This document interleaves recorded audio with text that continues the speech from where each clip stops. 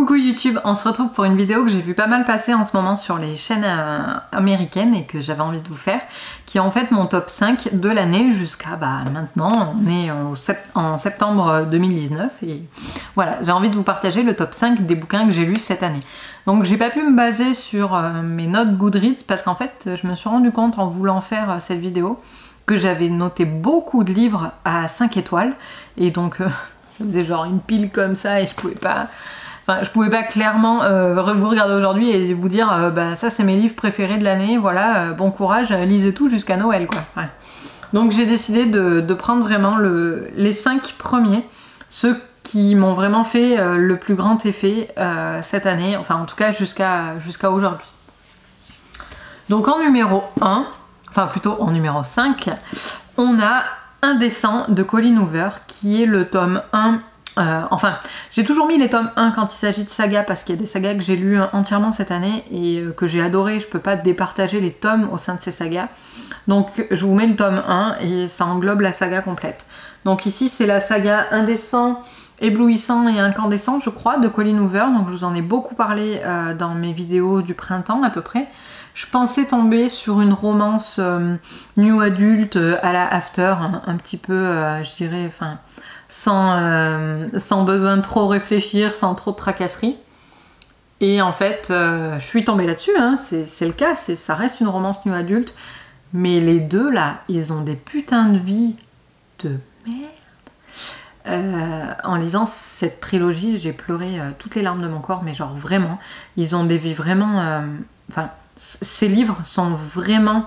émouvant, ils m'ont scotché les trois, autant les uns que les autres. Il n'y a pas un des 3 romans où je n'ai pas pleuré en fait.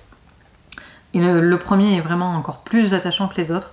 Je vous le conseille, franchement, c'est la première saga de Colleen Hoover.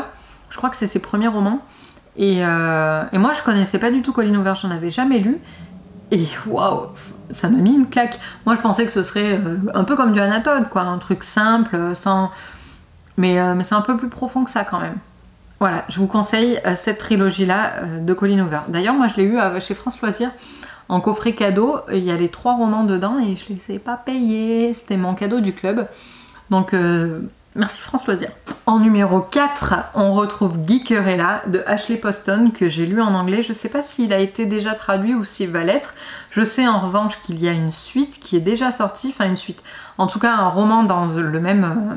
dans la même veine, qui est écrit par Ashley Poston également, qui s'appelle... Ah, je sais plus. Il est dans ma wishlist Amazon.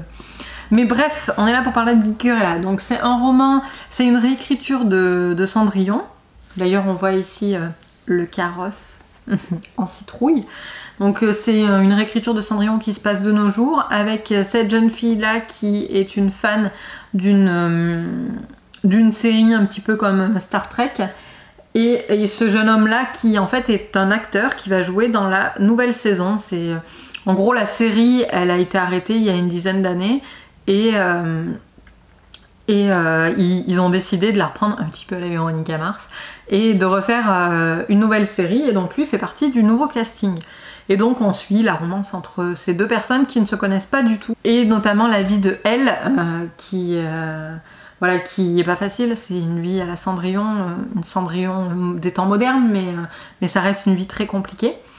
Et côté roman anglais, parce que je l'ai lu en anglais du coup, c'est vraiment abordable, c'est hyper simple à lire, j'ai trouvé ça beaucoup plus simple que les Percy Jackson. En plus c'était un des premiers romans que je lisais en anglais cette année, je crois qu'avant il y avait eu que Percy Jackson et City of Ghosts. Et celui-là a été le plus simple des 3. Même si aujourd'hui j'ai fait des progrès et du coup je suis en train de lire Tunnel of Bones et ça me pose aucun souci. Mais je garde le souvenir d'un anglais très très simple et d'une super histoire. Franchement j'ai adoré. Pourtant moi aujourd'hui je vais vous dire les contes de Grimm c'est pas mon truc. Et puis en fait vous allez voir que j'ai 2 réécritures de contes dans ce top 5. Mais c'est pas grave. J'ai beaucoup adoré le fait que en fait, ce soit transposé aujourd'hui avec des problèmes des gens d'aujourd'hui, des geeks, des gens sur internet, tout ça. Voilà, je me suis assez reconnue dans cet univers et j'ai vraiment beaucoup apprécié ma lecture. Numéro 3, et ça je m'y attendais pas du tout parce que c'est un roman graphique et je suis pas du tout BD à la base, je suis très roman. C'est Heartstopper de Alice Oseman. Donc j'ai le volume 2 d'ailleurs qui m'attend juste là-bas dans ma pile de haul, mon book haul de ce mois-ci, mais que je vais lire dans très peu de temps. C'est l'histoire de Charlie et Nick. L'un est gay, l'autre pas du tout, et en fait entre eux va se lier une histoire d'amitié, voire plus. Et je sais pas, les dessins d'Alice Oseman et son texte sont tellement... c'est juste léger et en même temps beau, c'est tout mignon. Et moi j'ai vraiment adoré cette lecture, je l'ai lu en un week-end vraiment rapidement. Et je regarde le volume 2 là qui m'attend et je pense que ce sera exactement pareil pour lui. Alors il fait pas partie de ma palle du Pumpkin Autumn Challenge, donc il va passer après, même si ça me coûte. Parce que j'ai hâte de connaître la suite. Franchement, je pense que je le relirai. C'est rare que je relise des livres, mais je le relirai parce que ça passe tout seul, quoi, je dirais. Je vous le conseille vraiment. D'ailleurs, il est traduit, ou alors il est en cours de publication en France. Je l'ai vu passer sur les réseaux des maisons d'édition, je crois que c'est chez Hachette. Donc il va sortir chez nous pour ceux qui ne sont pas amis avec l'anglais.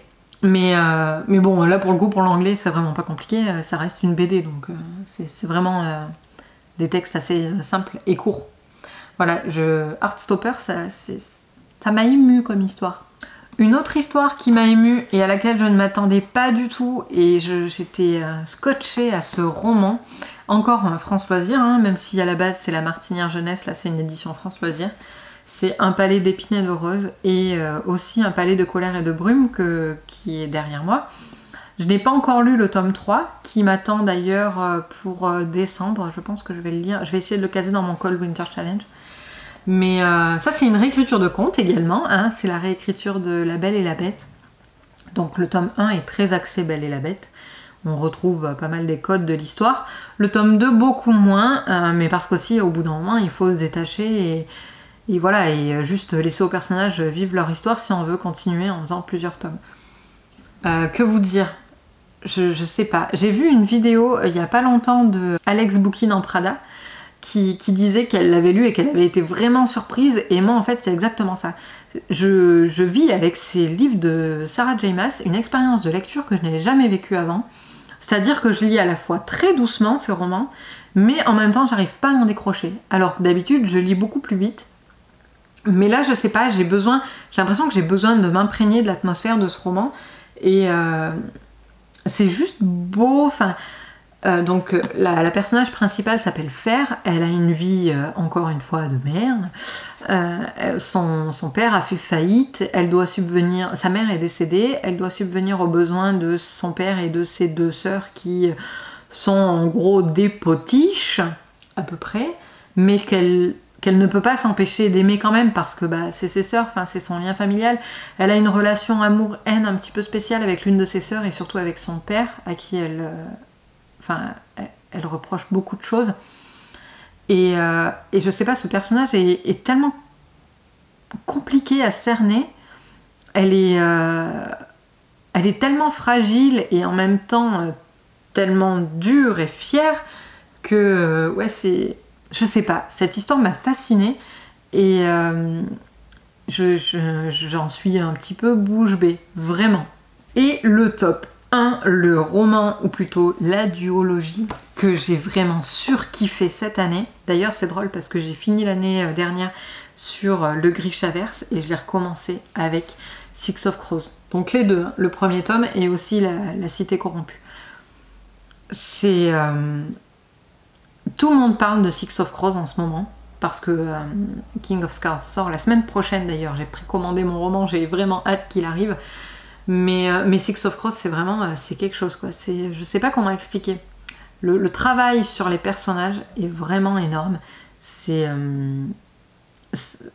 L'autrice Leigh Bardugo a fait un travail de malade sur le monde, et ça elle l'a bien développé dans Grisha, dans la trilogie Grisha.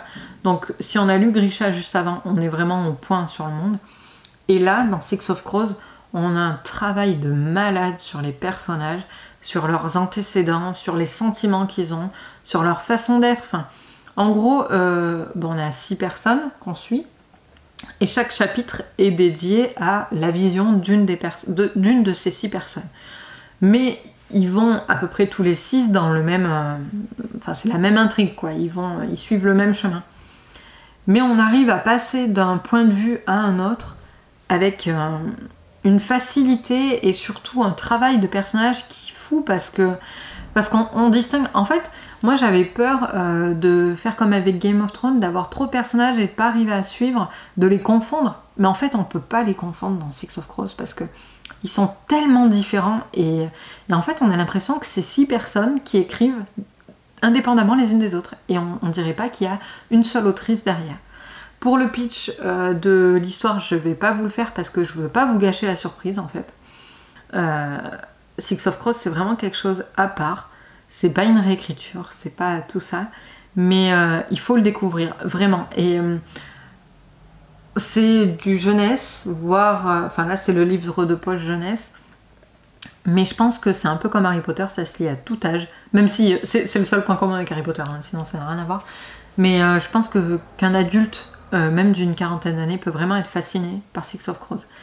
Même si moi je conseille d'avoir lu Grisha avant, ce qui peut paraître un petit peu plus jeune pour des adultes en fait, c'est quand même une bonne immersion dans le monde et du coup ça nous évite de nous poser des questions. Dès que Six of Crows commence, on peut se plonger dans l'histoire et on connaît déjà le monde, donc tout le travail a été fait en amont, on n'a pas besoin de perdre du temps et on peut vraiment juste profiter du travail magique de Leigh Bardugo.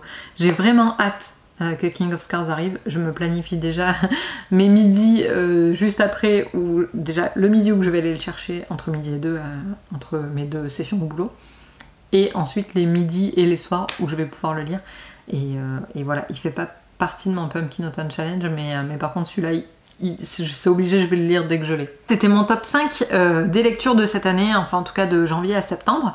Je vous invite à partager avec moi aussi en commentaire, vous, quelles ont été vos 5 meilleures lectures de l'année. N'hésitez pas à me dire si vous avez envie, par exemple, qu'on refasse une lecture commune sur l'un de ces 5 livres. Je serais ravie de lire en commun avec vous. D'ailleurs, je pense à créer un petit club de lecture.